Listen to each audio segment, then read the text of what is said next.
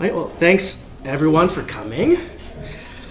So just like a quick intro, I graduated from computing science at the University of Alberta in 2021. I worked for Honeywell for many years as a software developer. I worked for companies like British Petroleum and Shell. And about 10 years ago, I started a small service company. We had a few crews and did work around the Edmonton area. In 2014, I sold that company and I started with my business partner a company called Cyanic Automation, which is this company here.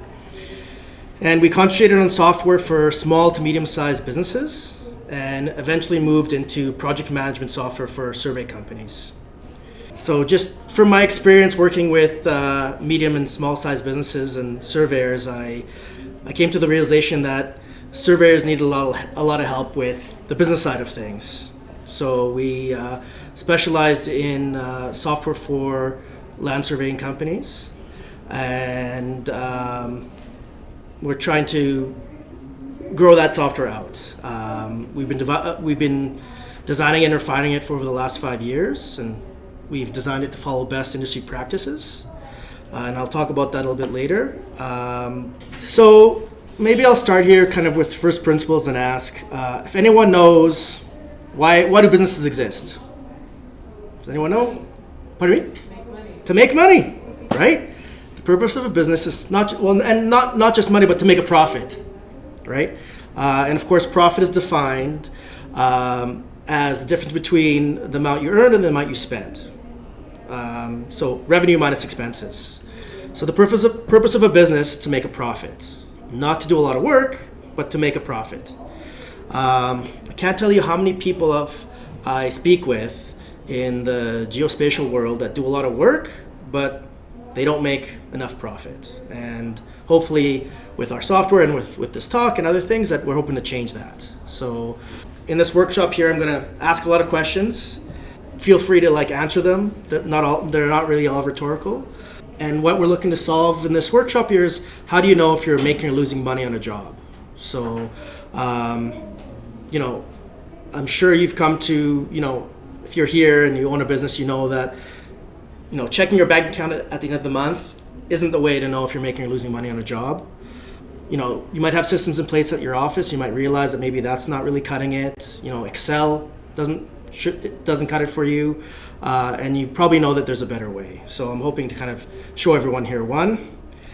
And then full disclosure, there are many solutions to this problem, and I'm going to show you a specific one of how we solve it, but that doesn't mean there aren't others. And again, with this workshop, there's a few people here and it's 40 minutes, so I'm going to try to make it interactive, so it's not just me talking to you. I want to kind of hear from you guys. And and that's it. So before I jump into showing you the solution here, what I want to talk to you is the keystone of any successful business, and that's project management. So without proper project management, chaos will ensue. Effective project management is not only a best practice, but a critical factor for the success of a business, and it plays a direct role in a firm's profitability. But perhaps, people here, maybe I'm preaching to the choir, okay?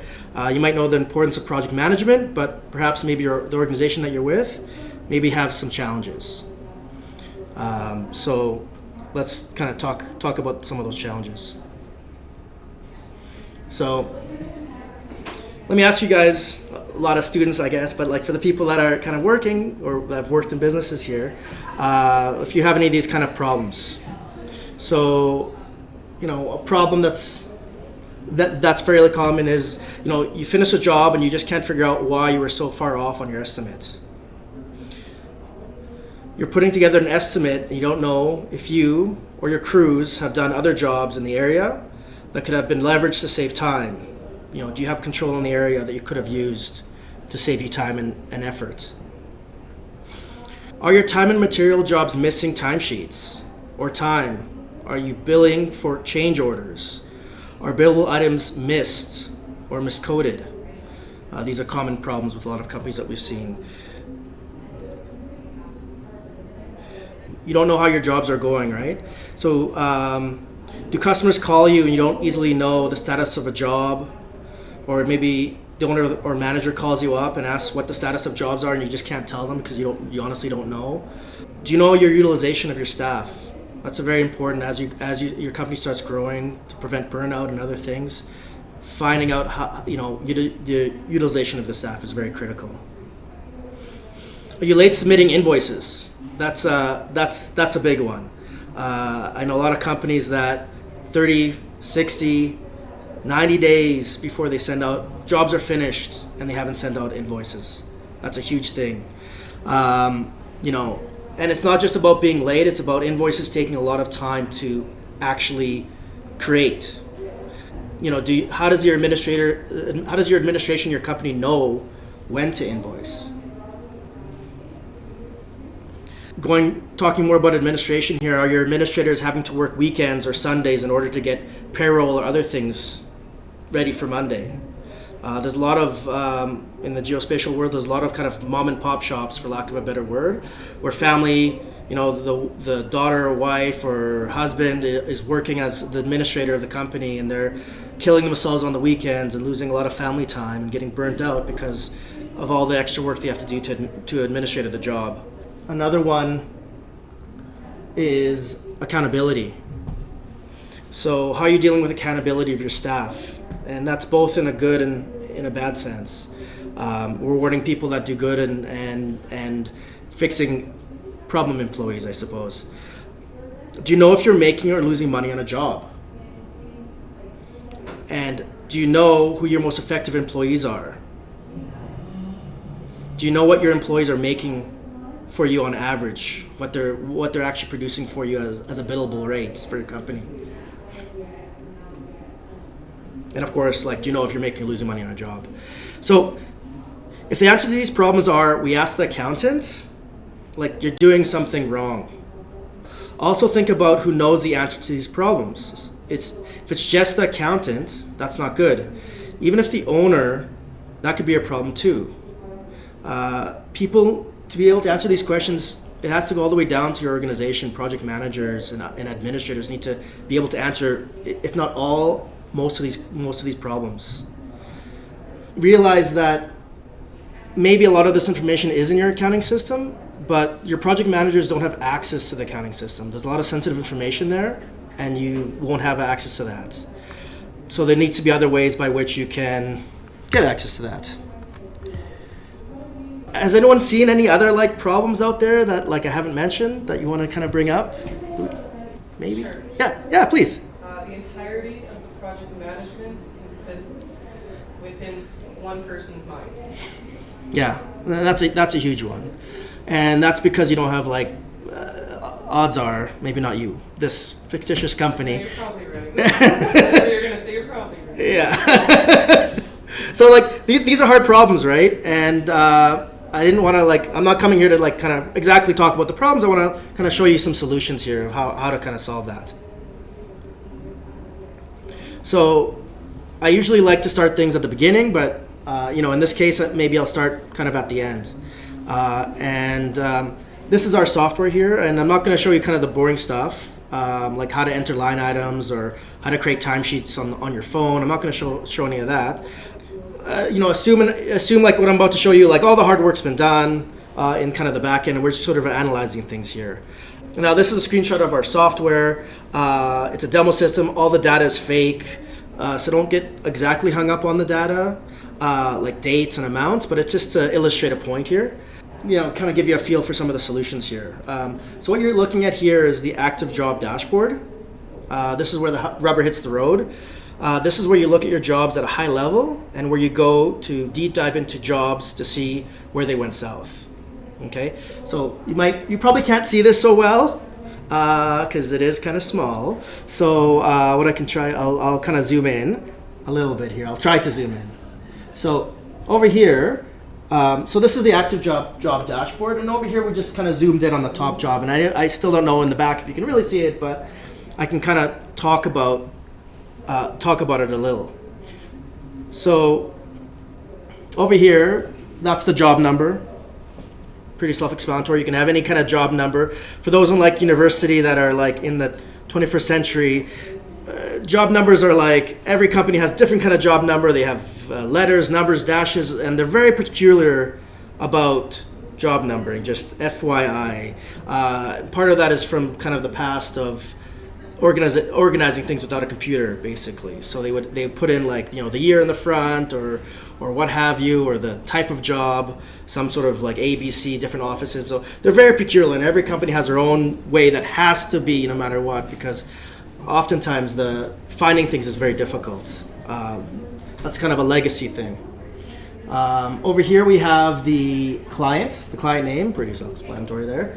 The project manager, so who is actually managing the project. The status of a job. So you can have, in our system, you can have a ton of different statuses of jobs that you can filter by. So you can have like job setup, ready to schedule, field work in progress, drafting, in town for approval, and a ton more. Job statuses are handy when customers call out of the blue, when upper management calls you and asks you, well, what's the status of the job? So you just go here and you look and you can see exactly where everything is without like running around and messing everything up. After job statuses, you have billing type. This is important on the admin side. So over here we have time and materials. Our system has time and materials, fixed price, non-chargeable, and overhead. And depending on what type of job you have, will dictate what like your administrators do. So in surveying, as an example, if you do a lot of oil and gas jobs, a lot of those will be like time and material, or you'll hear like LEMs or DWRs. And then what basically happens is administrators take all the timesheets and package them all together and send that off with the invoice. And so this would handle that basically for you. And I can show you that later. You have the due date, the PO number, the DWR amount, and maybe I'll just actually step back a little bit with the billing types here. The billing types are important because you can actually have jobs in the system that are, like I was mentioning, overhead and non-billable, where this is used for keeping track of utilization of your staff. So, in the beginning, when you're a small company, you'd have like everyone's on like, you have basically a bunch of contractors that every hour that they work is basically the hour you pay them, and they're 100% utilized. But once you start putting people on, once you start paying them yearly amounts, or they're on staff permanently, you have to keep track of things like when they're working and when they're not, and keeping track of all that, when they're on salary and things. So anyways, due date, the PO, amount is pretty self-explanatory here. The DWR amount over here, DWR stands in our system as daily work record. You can think of a DWR amount as your timesheet. This would be your burn rate basically over here. So this is what you've burnt on a job. It's not exactly what you've burnt out as you've paid your staff, as much as it is what you should have charged them out for if you were charging them for their billable rates. So if you have an employee that you bill him out as $100 an hour and he works for 10 hours, this would say $1,000. It wouldn't say what you actually paid them out for. But it's important to know so you can compare the PO amount to the DWR amount to see whether you're up or down on a job. And this is all relevant even if you have a fixed price job or a T&M job, because if you say the job was going to be $10,000, you still want to know if we're T&M, if I was paying my guys hourly, were we over 10,000 or under 10,000? Because especially in today's day and age, I guess, where inflation is a lot higher than it used to be, things are changing and things are costing more and more, and you need to keep track of your costs. So, okay. Can anyone think of, I guess, maybe I'll go a little bit further. So expenses over here, expenses are, in our system, expenses are money that you'll pay your staff, you'll reimburse your staff for. So if a staff person goes and buys his own gas or pays for their own hotel on their own credit card, and they need to get reimbursed for that, that would be under an expense. Versus if you have like a company credit card, or you have things that you for sure are going to bill to your customer, that would live in the DWR section over here. So the DWR amount represents the total burn on a job, including staff time, equipment and materials, and any other expenses that you'd bill the customer. So I guess maybe I'll ask, like, can anyone think of any other than like your hourly rate and your equipment and materials? Can anyone think of anything else that you might bill to the customer other than that? Travel expenses? Yeah, travel expenses. That's a good one. Travel expenses, legal fees, municipal fees. Those would all be under DWRs. Yeah, that would be probably on their equipment materials for sure, and that all gets recorded under the DWR. Just out of curiosity, like how do with companies out there, how do you guys manage your expenses of employees right now, like that you've seen that you do, I guess? Like how do you manage expenses? Something similar to this. I haven't personally seen like the back end of the program, but there is a software that manages invoices that I know that my company uses. Yeah. I just don't know about PM software. Yeah. Yeah. But like, do you when you have an expense, do you have a company card or do you have like? No, it's reimbursing. Okay, so it's reimbursed. Reimbursal. Yeah. Some companies I've seen, everyone has company cards and nothing ever gets reimbursed because they put it on the company visa and that's it. So this can be blank.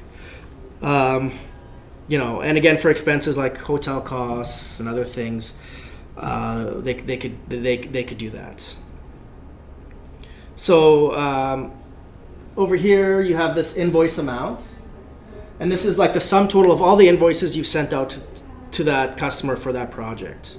Ideally, this amount over here should equal the PO amount, because you PO'd for some amount and you should be invoicing for that, ideally in an ideal world, but that isn't the case very often. And of course, the last column over here is the invoice date. So that's just the last time you invoice someone. We also have these 3 buttons over here. One is the charge out rate report, which this is the charge out rate report over here. And this is going to show you all the timesheets that you have in your company matched up with all the invoices if that's applicable. And the rate summary report over here, the little I, is going to show you an aggregated amounts for what you estimated for your hours to be versus how many hours you actually burnt on a job. And then the final button with the $ is the invoice button. So this is the area over here where this is where your project managers are going, this is where your administrators are going, this is where your owners are going to see kind of all the receivables and what they have out and where the company is and how they're doing. So, right, the administrators would use this to look at the status of jobs. Project managers use it as a dashboard to see where they are in their projects, and owners would use it as kind of the overall of the health of the company here. And this is all in real time. One of the problems that we've seen with other geospatial companies or departments even is they live inside engineering companies, and engineering projects usually go quite long versus like geospatial survey companies. So the survey work might be weeks or maybe a month, and engineering jobs could be quarters long. So what ends up happening is that on the engineering side of the survey side of things, they never get any of their data. Things are done on a monthly basis and they're always a month behind. And that really messes them up, because when you have a job that's only a week long, having data that's a month old doesn't help you. So there's always a bit of a push and pull with engineering and the surveying to get their data. And this is one solution for getting that, and I've seen engineering companies that use this on their survey side, and they actually query the survey side to get the data to them in a timely manner. If you recall, a couple slides back here with the problems, a couple problems that this solves right off the bat here is where how your jobs are going, and you also see like how profitable you are in a general sense per job. Like if you see that, we burnt on this job 11,259 and we invoiced 11,011, we're pretty close. I mean, we went a little bit over, but that's okay. But you can very easily see where you're sitting in real time. But of course, every job has a story. There's always a story. There's always something happens in every job. So a bit later on here, we can kind of dive into this one and see like what the story of this job is. So like maybe before or right before I go into that, like this job over here was invoiced for 11,011 and the PO was 9,750. Does anyone have an idea like maybe what happened here? Unexpected cost. Yeah. Somebody spent longer drafting than they should have. That never happens. But how did you get? But the PO was for 9,750. So how did you invoice for 11,000? Oh, we do it without telling anyone and hope they don't notice. That could work too. Yeah, that could work. It could have been a change order too. Could have done it too. Anything like that. But yeah, so let's I can kind of dive in a little bit deeper, and what we can do is I can look at the charge out rate report over here. So this is the charge out rate report. So this is what the charge out rate report looks like in our system. Again, it's hard to see, so let me just slightly zoom in here. So what you're looking at here is this is a comparison from the time that you actually your timesheets versus your invoices. And if you look at the bottom here, if you can see it, one second, and if I can get my mouse, these are the totals. So over here you can see your total burnt on this job versus what was invoiced.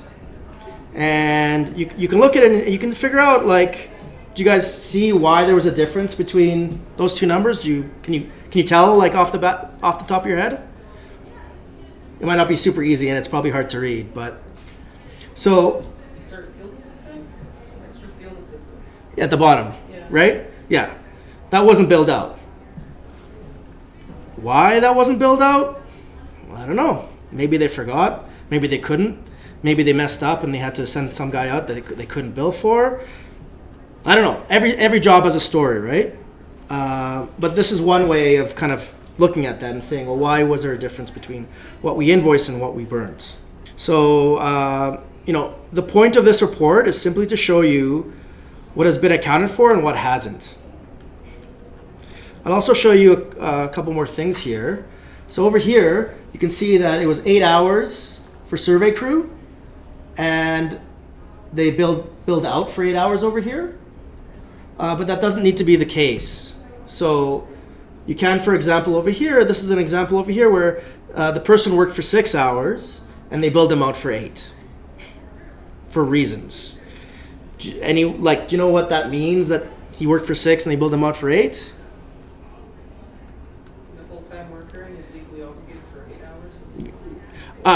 Well, no, this would be the opposite because in this case, he only got paid for 6 and you billed him out for 8. Might have had 6 hours in the field and 2 hours travel. Yeah, maybe. That could be. That could be it. Or maybe they just billed him an extra couple hours. Like, maybe they're guaranteed 8 hours for lots of things. But in our system, there is no correlation between billable hours and paid hours to your employees. So you could have gone the other way around too. It could have been you worked for 8 hours, but you can only bill them for 6. Again, for many different reasons. So there's many reasons why that would happen. But yeah, are there any questions kind of about like this report here? Can you dive into what the DWR units mean? Day and HR and Oh, EA? So yeah, I can. That's a good question. So in our system here, you have line items. So you can have a survey crew as a line item. You can have ATV as a line item, and it's all configurable. So it's all kind of fake here, and it should kind of make sense, but it might not. But this is the example here. So the question is, sorry, let me find my mouse. There we go. So the question here is, we have these line items. So you create this. Our system, it's a blank slate, so you create whatever line items you want. So we just created these, and the unit amount is day, hour, over here, each. So each, but it's more of it's a concept more than anything. Like hours are hours, but you could have sandwiches for all it matters. And we do certain calculations, but like an ATV is, let's say it's charged by the day. So that was one full day, but you could have had a half day, or you could do whatever you like. And the human beings know what to put it in, like have a concept of, well, if it's a day and there's a 1 there, that's 1 day, and it's X, it's $64 for 1 day. I don't know if that makes sense for an ATV, but that's what it is. 63. Oh yeah, 64. So that's what that is. And then over here on this side, you'd see like the same kind of thing, build out.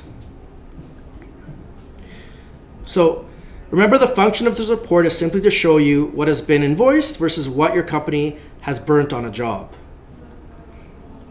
So if you recall, we're still trying to figure out here why it was PO'd for $9,750, but the burn was this much. So, and this doesn't explain that. I mean, you saw that this was missing, so I guess that's why the total was off slightly. But it doesn't actually explain why we burnt more than we invoiced for. So what we can do here is we can jump back to the other report, the charge out rate summary report. And again, it's hard to see. I'll try to zoom it in. So this is the charge out rate summary report. And what you're looking at here is a summary of the line items associated with a job. Every time you create a job in Job Book, you assign line items to a job. Line items are things like field hours, CAD hours, project management hours, PLS hours. It also includes equipment and materials. So when you create a job in Job Book, you also create an estimated amount for each line item associated with the job. Okay, and when your staff work on the job, they will start recording hours and items amounts to the job. So basically, when you're first creating a job in the system, as an estimator, you're also going to create a budgeted amount when you create the job. So that's what this is over here. So you budget all this, and based on your budgeted amount, and based off of what you set for your line items, it's going to create a total here. So if you look at the bottom here, this is the total, and this is the total budgeted amount.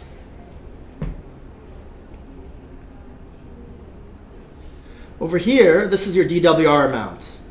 So you budgeted for 10,640 and you actually burnt 11,259.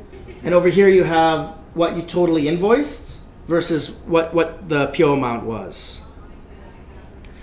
So in this example, you budgeted for 10,640 versus the DWR amount of 11,259 versus the total invoiced of 11,011 and a PO of 9,750. So I'll note that you can very clearly here see that in this case, the estimator figured the job would be 10,640, yet the PO was for 9,750.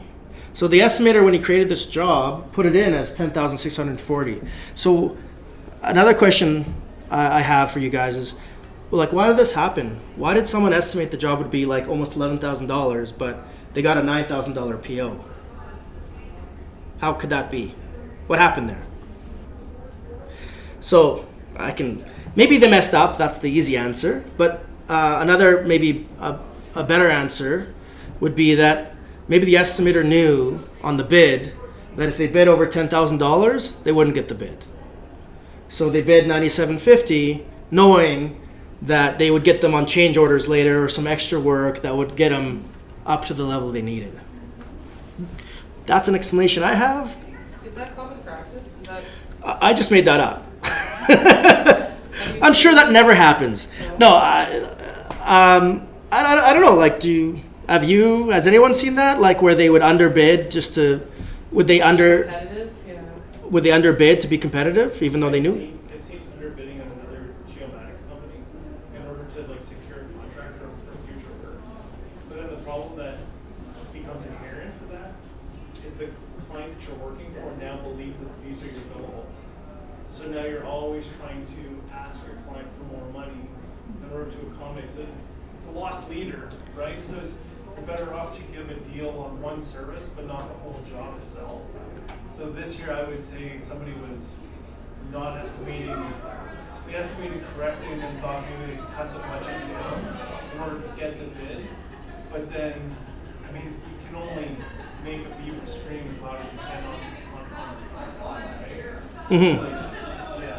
And I've seen a lot of this actually where companies think it should cost this much. When the crew actually goes out, and it's like 3 days past what we had budgeted for, and a lot of that is like terrain.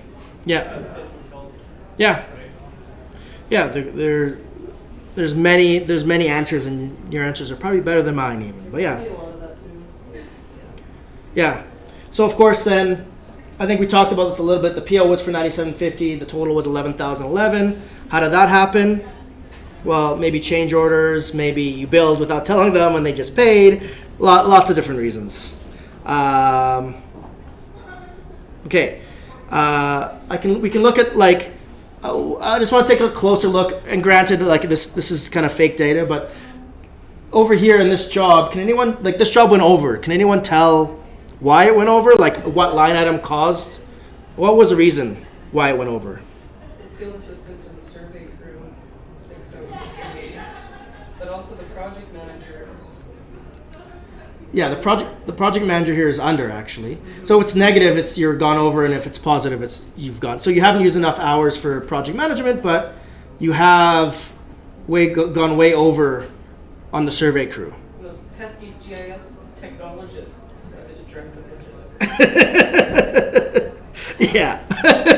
So, and most of this was actually good, but you can see that in this case, and I'm not picking on the surveyors or anything, or the GIS people, but like, you know, this was the reason, and you can see very clearly in this report here where it's not just good enough to know that you've gone over budget. You need to see why did you go over budget and what were the reasons. Maybe there was terrain issues, maybe it was rain, or maybe it was something else. But you need to like kind of figure out maybe drafting was a problem. I don't know.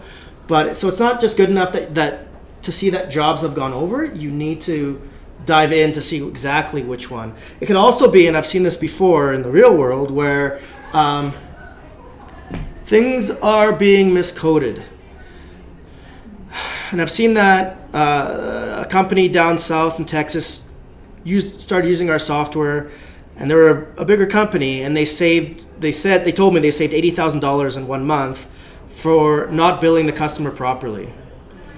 So what was happening is project managers weren't billing their time properly, and that could be a problem here. Maybe it was more -6. Maybe it was actually the project manager didn't code the time properly. Maybe you should have put it in here, and he put it down as a survey for reasons. I don't know. But when you're looking at this, this is where you can actually see it. This is like this report is really key for estimating. All right, like estimating is a really hard job. It's like a really hard job, estimating how long jobs will take. And estimators need all the help they can get, and this is one of the tools that they could use to get that feedback after a job's completed. Because you can estimate a job, and it could be months, years before you actually get it, and then you actually work it. And it's good to see, like, what did I do wrong if I did something wrong? What did I like? Is our problem that I underestimated our hours, or is a problem that our rates are too low? And this can help you kind of analyze that after the fact and look at that. So with the active job dashboard and the 2 reports I've just shown, you can really see how your projects are going. And you can deep dive into where the issues are. Could be in a project before it's too late. And that's quite critical that you deal with your customers before. You want to tell them you're going to charge them a few more money than just send them the invoice, which is completely common, by the way, where people just send invoices and then you deal with the customer afterwards. But it's much better to talk to the customer beforehand and tell them what's going to happen before they get those invoices, is my experience at least.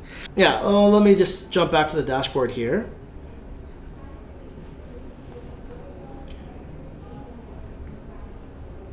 Okay. So this is the dashboard again, and so what I want to do is I kind of want to show you the job book, the systems dashboard. But like, are there any last questions on the active job dashboard here in general? No? All right. So at this point, I think I've kind of honestly answered if you can tell if you're losing money, making or losing money on a job. Like, so this is the end of the presentation in theory. But I kind of wanted to show you guys there might be some more questions about like how did this magic happen and yada yada yada. So what I'm going to quickly do is just kind of show you show you screenshots of the software. And again, I'm going to skip over a lot of things just so it's not completely boring. But yeah. So over here, this is the job book dashboard. And what I'll do is I'll quickly go over the cards on the dashboard, just to show you what they are. So over here we have the client database.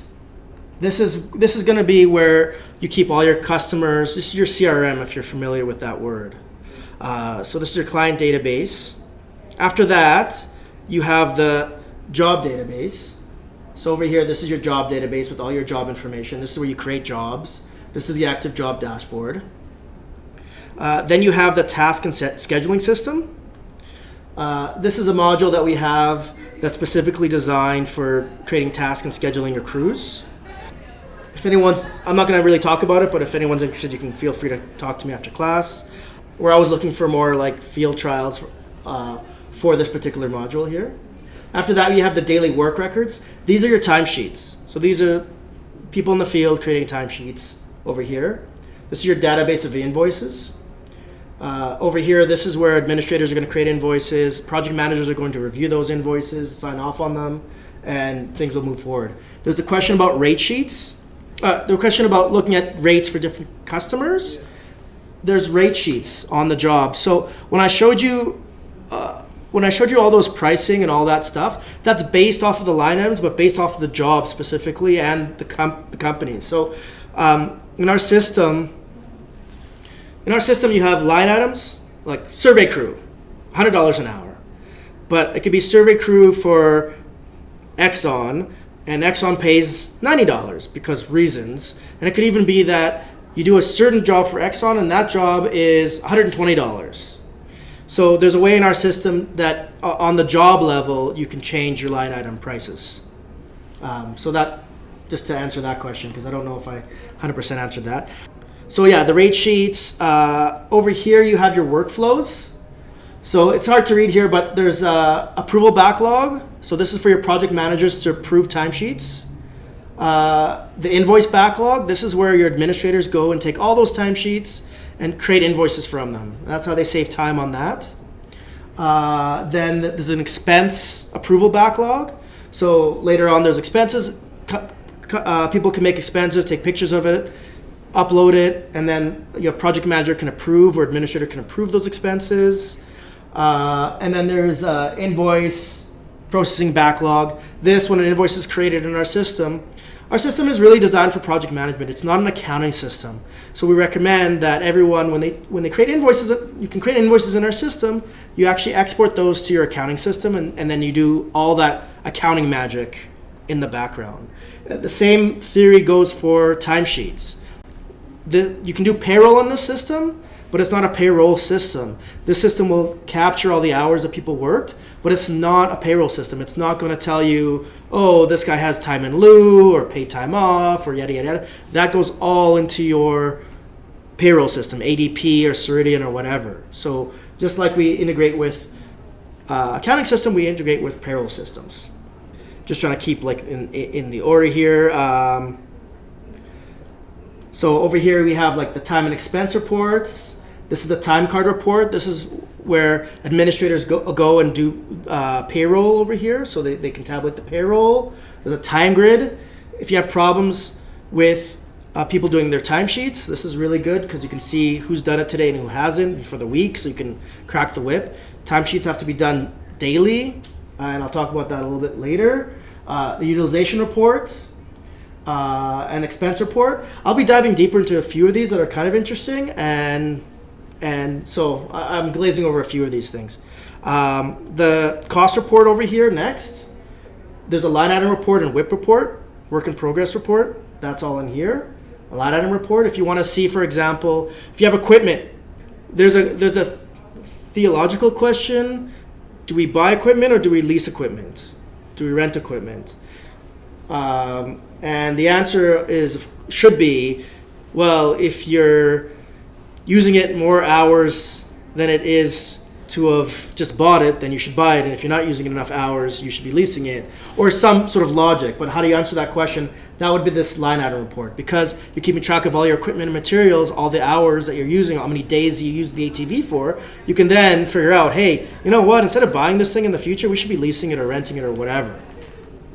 So you can make informed decisions. These personal reports are for like the staff, creating their own timesheets and seeing their own things. The expense envelopes over here for creating expenses. And then we have like a pseudo safety system in the job book over here. And then finally you have the job map at the bottom right. So I'll quickly show you like the DWR approval backlog here. This is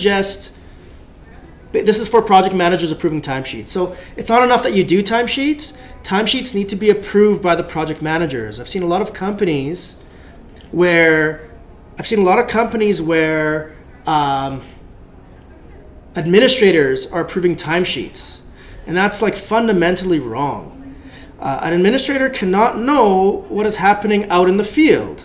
If they knew what was happening out in the field, they would no longer be administrators, they would be project managers. So, but you'd be surprised how many companies out there have administrators approving timesheets. And all it is like, well, what do? They just go check. Like they don't know anything. Like, and it's not their fault. It's literally like, how are you supposed to know? You're in the office. How are you supposed to know what happened out there in the field? You know, did they work for 8 hours or 6 hours or 12 hours or what? You know, what do we do? So this is for them. So in our system over here, you can go and, you know, you click on that box to check off to approve them. There's a little blue box. You can open it up and look at it, confirm it, check, hit the approval button, and you're done. Up there, and you're done. So that's this guy over here. I won't kind of bore you with too many details. The key thing with timesheets though is that it's best practices for timesheets to be done daily. A lot of people push, I can do it weekly. No one can do timesheets weekly. There's no human on the planet that can do a weekly timesheet unless they do the same thing all the time for those 5 days. Like, I don't know what I ate yesterday. There's no way I can tell you like what I did 5 days ago. So you got to make sure, and it's always a struggle to make sure that people are doing the timesheets daily, but they have to do it. The best practices for a company is staff do timesheets daily, project managers approve it the next day using this screen. Everything moves forward that way. And when you don't do it daily, what ends up happening, if you wait a week to do timesheets, that means you could be a week late in invoicing, and that just cascades down across the entire system. So it's really critical that you kind of do timesheets all the time. And I have a different talk where I talk about timesheets and yada yada yada. It's a whole thing. But anyways, that's the DWR approval backlog. It's pretty straightforward. I won't spend too much time here. Let's go back here. The next thing, not that it mattered, but this would be the DWR invoice backlog. This is the process, and this is only for certain invoicing. Sometimes, if you're an administrator, you do a job. When the job's done, you bill them $5,000. You're done. You bill them $5,000 and they're done. It's easy. But this is for more complicated things where. This is for more complicated jobs where you have to take your timesheets and you have to move them into an invoice. This is the DWR invoice backlog. The process here is you take your timesheets, turn them into an invoice, then the project manager goes in and has to look at that invoice and approve it, sign off on it, and then from there it gets sent to the customer. Project managers need to be reviewing invoices and approving them before administrators send them out, for the very fact that administrators don't know what happened out in the fog of war, and they need that. What I can do, I guess, because this is more geospatial, what I can kind of show you guys is the map here. I was wondering if you had something like this. Yes.